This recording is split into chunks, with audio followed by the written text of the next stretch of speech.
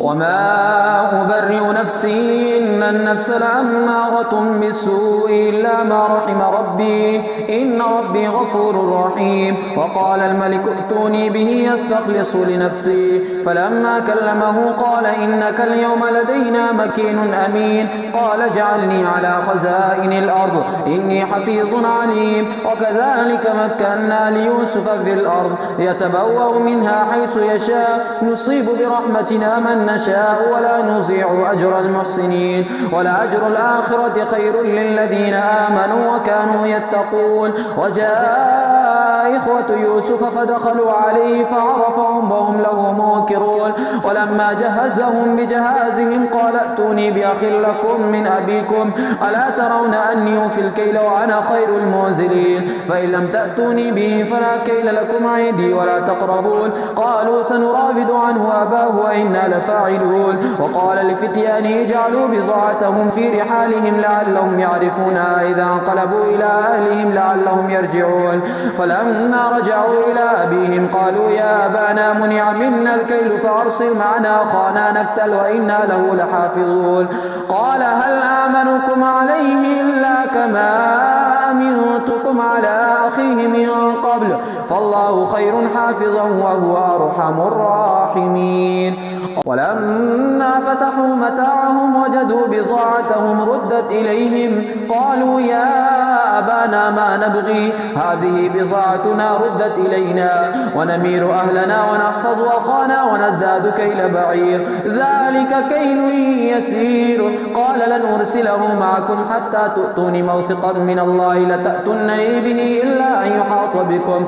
فلما آتوه موثقهم قال الله على ما نقول وكيل. وقال يا بني لا تدخلوا من باب واحد وادخلوا من أبواب متفرقة وما أغني عنكم من الله من شيء إن الحكم إلا لله عليه توكلت عليه فليتوكل المتوكلون. ولما دخلوا من حيث أمرهم أبوهم ما كانوا يغني عنهم من الله من شيء إلا حاجة في نفس يعقوب قضاها وإنه لذو علم لما علمناه ولكن أكثر الناس لا يعلمون.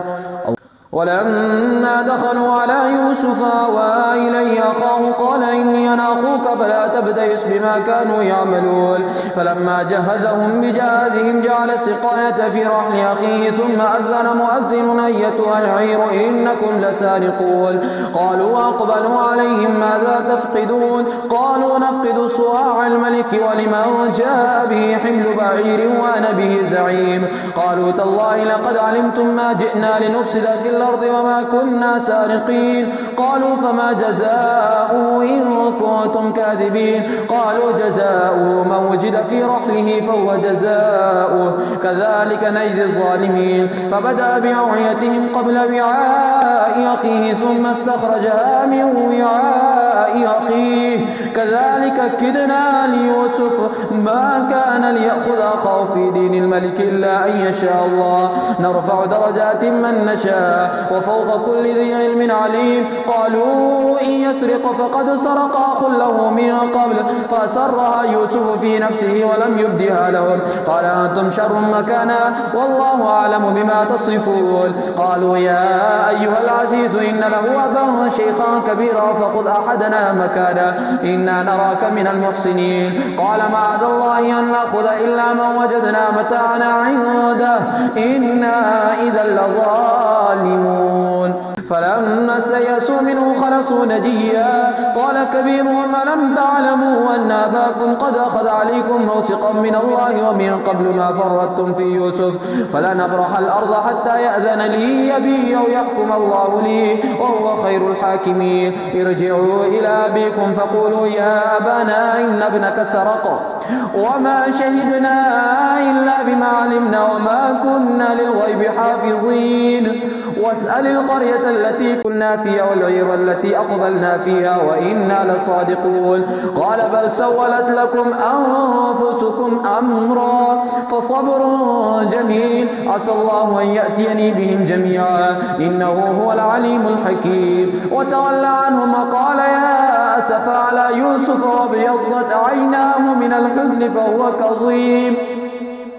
قالوا تالله تفتأ تذكر يوسف حتى تكون حرضا أو تكون من الهالكين قال إنما أشكو بثي وحزني إلى الله وأعلم من الله ما لا تعلمون يا بني يذهبوا فتحسسوا من يوسف وأخيه ولا تيأسوا من روح الله إنه لا ييأس من روح الله إلا القوم الكافرون فلما دخلوا عليه قالوا يا أيها العزيز مسنا وأهلنا الضر وجئنا ببضاعة مزجاة فأوف لنا الكيل وتصدق علينا إن الله يجزي المتصدقين قال هل علمتم ما فعلتم بيوسف وأخيه إذا أنتم جاهلون قالوا أئنك لأنت يوسف قال أنا يوسف وهذا أخي قد من الله علينا إنه من يتقي ويصبر فإن الله لا يضيع أجر المحسنين قالوا تالله لقد أترك الله علينا وإن كنا لخاطئين قال لا تسريب عليكم اليوم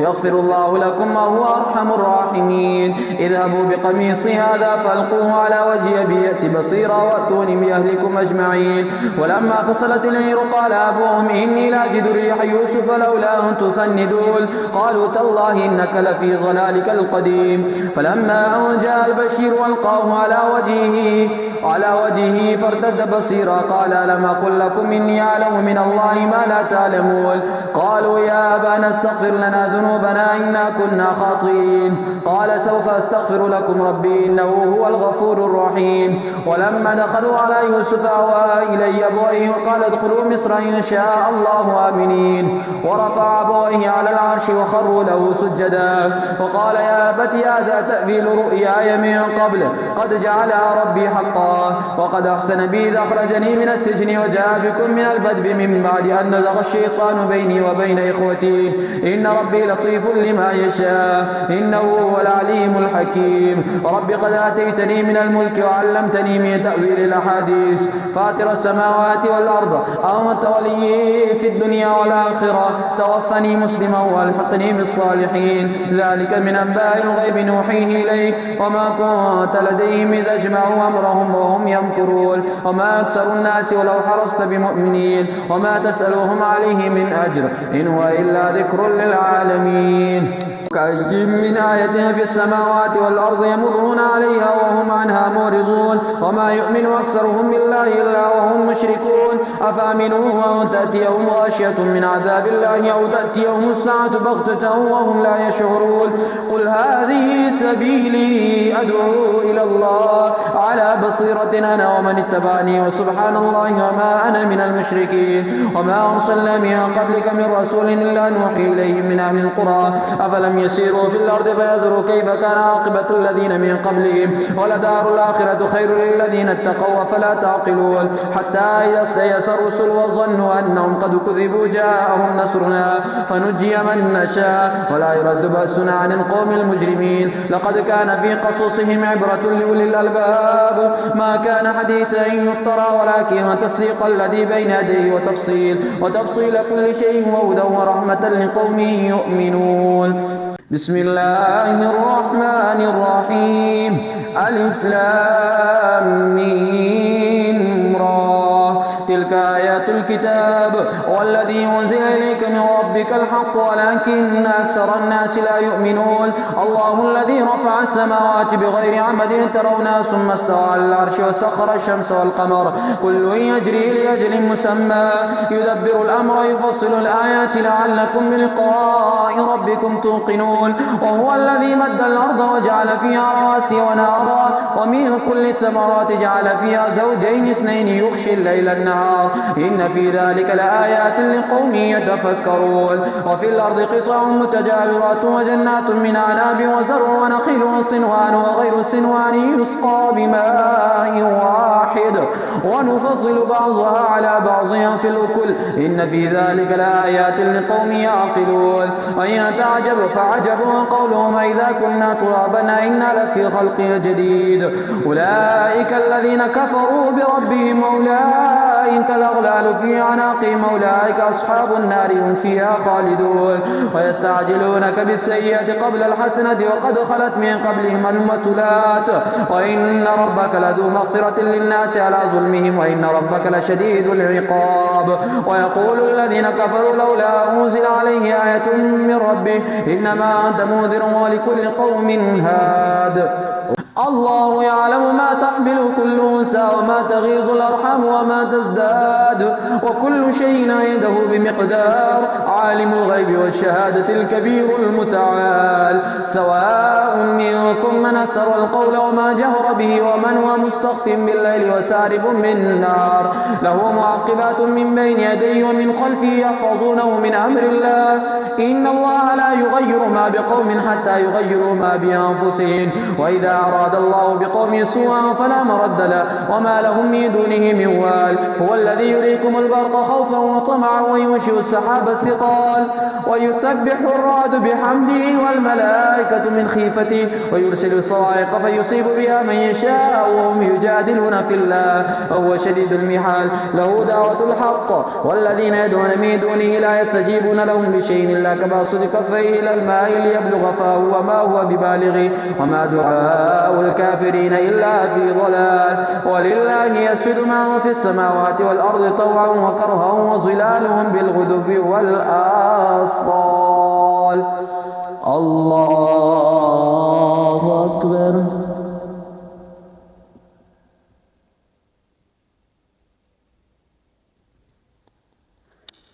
الله أكبر قل من رب السماوات والأرض قل الله قل فاتخذتم من دونه أولياء لا يملكون لأنفسهم نفعا ولا ضرا قل هل يستوي الأعمى والبصير أم هل تستوي الظلمات والنور أم جعلوا لله شركاء خلقوا كخلقه فتشابه الخلق عليهم قل الله خالق كل شيء وهو الواحد القهار أنزل من السماء ماء فسالت أودية بقدرها فاحتمل السيل زبدا رابيا ومما ينقذون عليه في النار ابتغاء حلية أو متاع زبد مثله كذلك يضرب الله الحق والباطل فأما الزبد فيذهب جفاء وأما ما ينفع الناس فيمكث في الأرض كذلك يضرب الله الأمثال للذين استجابوا لربهم الحسنى والذين لم يستجيبوا له لو أن لهم ما في الأرض جميعا ومثله معه لافتدوا به أولئك لهم سوء الحساب ومأواهم جهنم وبئس المهاد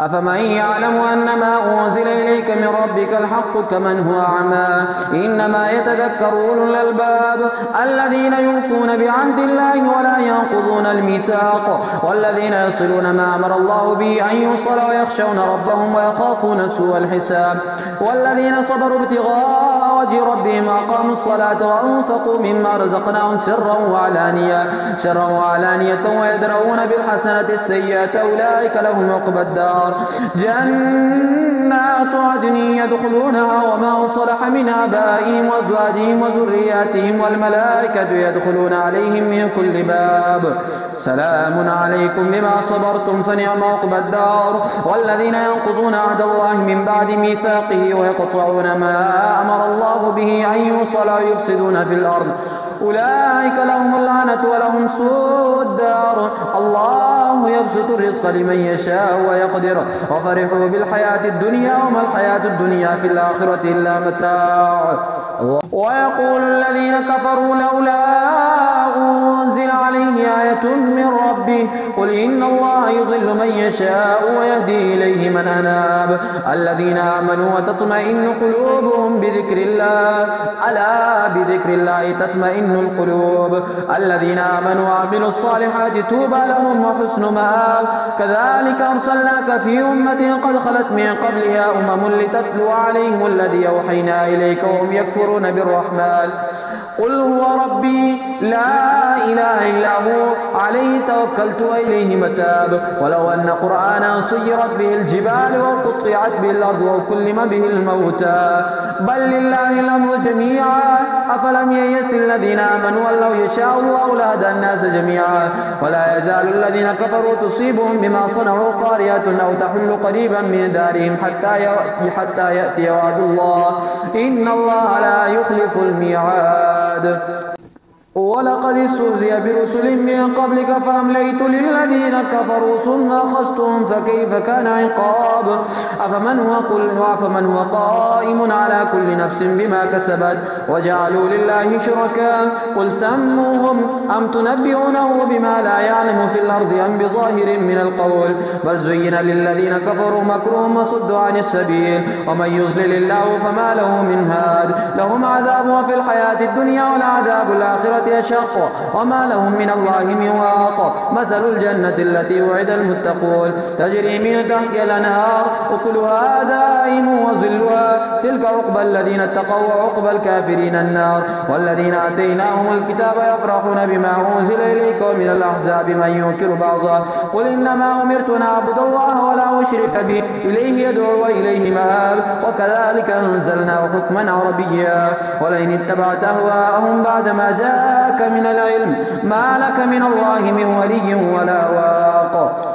ولقد أرسلنا رسلا من قبلك وجعلنا لهم أزواجا وذرية وما كان لرسول أن يأتي بآية إلا بإذن الله لكل أجل كتاب يمحو الله ما يشاء ويثبت وعنده أم الكتاب وإما نرينك بعض الذين نعدهم أو نتوفين فإنما عليك البلاغ وعلينا الحساب. أولم يروا أنا نأتي الأرض ننقصها من أطرافها والله يحكم لا معقب لحكمه وهو سريع الحساب. وقد مكر الذين من قبلهم فلله المكر جميعا يعلم ما تكسب كل نفس وسيعلم الكفار لمن عقبى الدار. ويقول الذين كفروا لست مرسلا قل كفى بالله شهيدا بيني وبينكم ومن عنده علم الكتاب. بسم الله الرحمن الرحيم عن سبيل الله يبغونها عوجا أولئك في ضلال بعيد وما أرسلنا من رسول إلا بلسان قومه ليبين لهم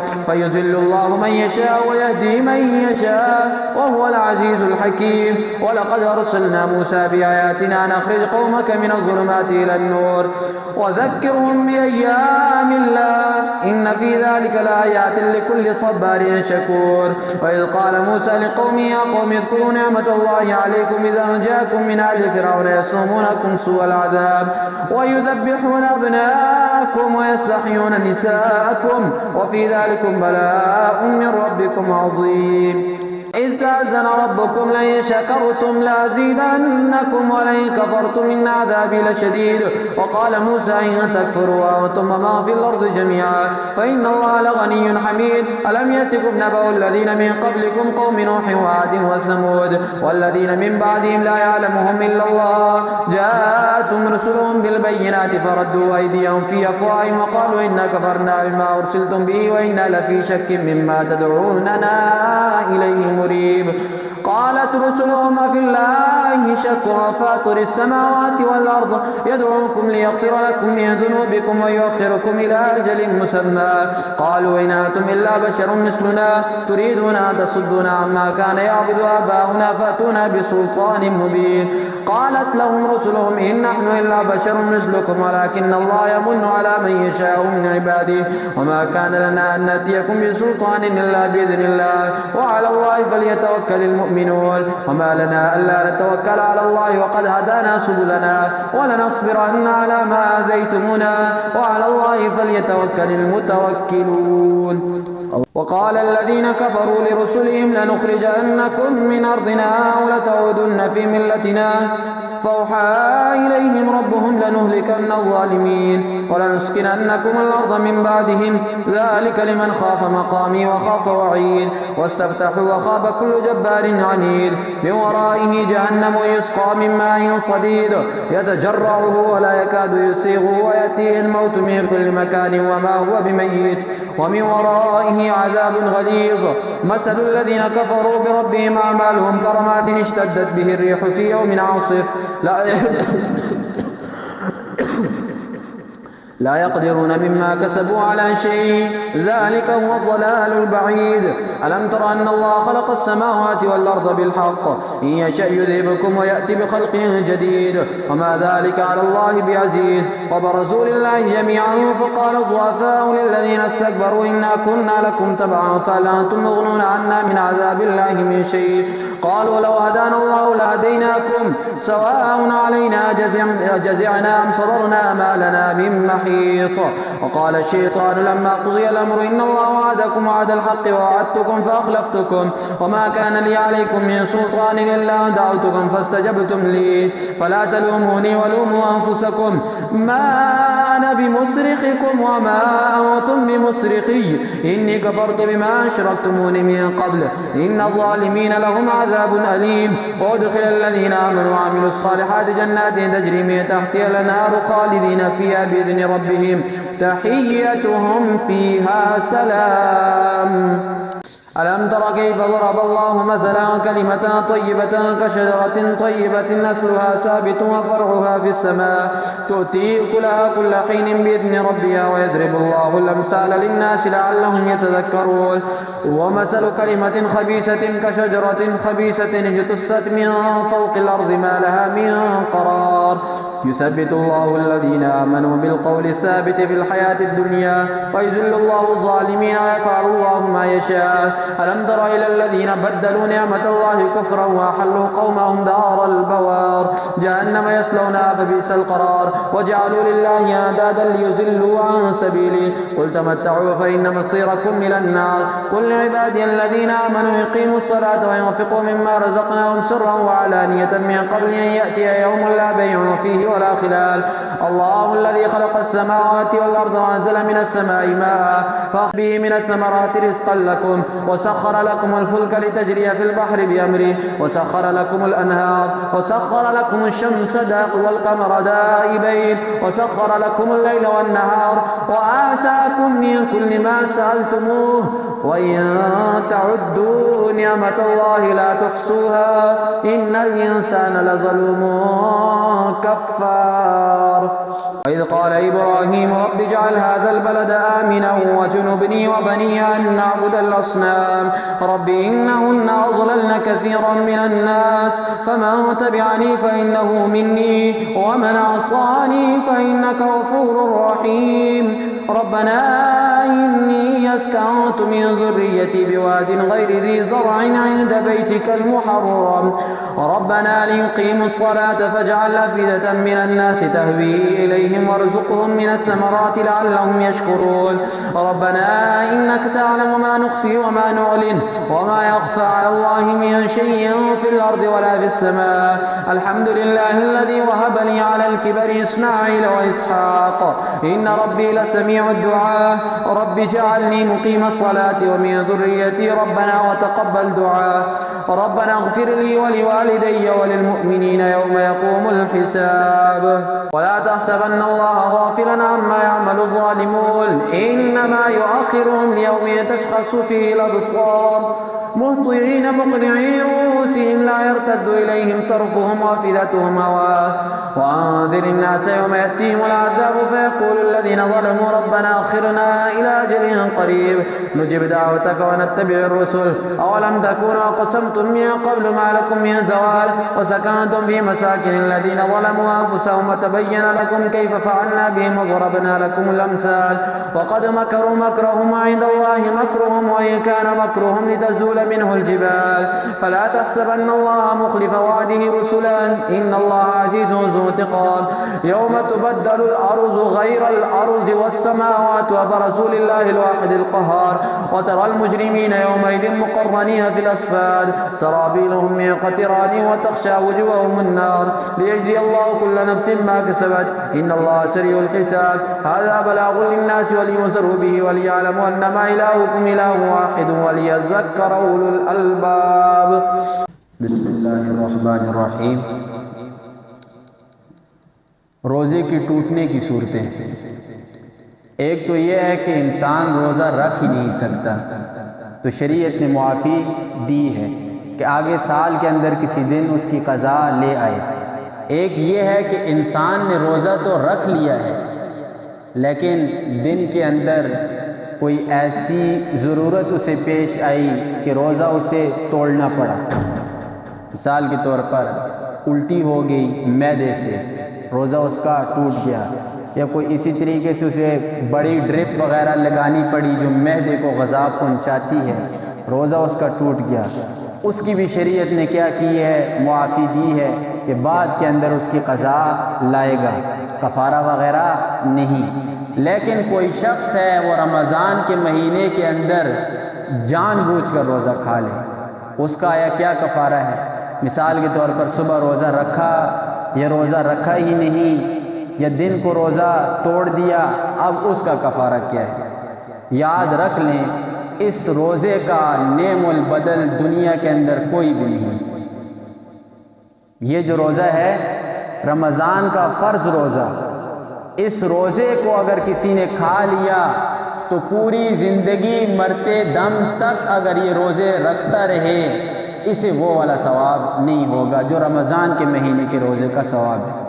اب کسی نے کھا لیا ہے، توڑ دیا ہے، تو ہر چیز کا کوئی نہ کوئی کفارہ تو ہوتا ہے نا۔ جیسے اب فرض نماز آپ نے چھوڑ دی تو بعد کے اندر اس کی قضا ہے نا، تو روزے کی قضا کیا ہے؟ جان بوجھ کر جس نے روزہ کھایا اس کی قضا ہے 2 مہینے لگاتار پہ در پہ روزے رکھنے ہیں۔ ایک روزے کی قضا جو جان بوجھ کر کھایا جائے، 2 مہینے پہ در پہ لگاتار روزے رکھنے ہیں۔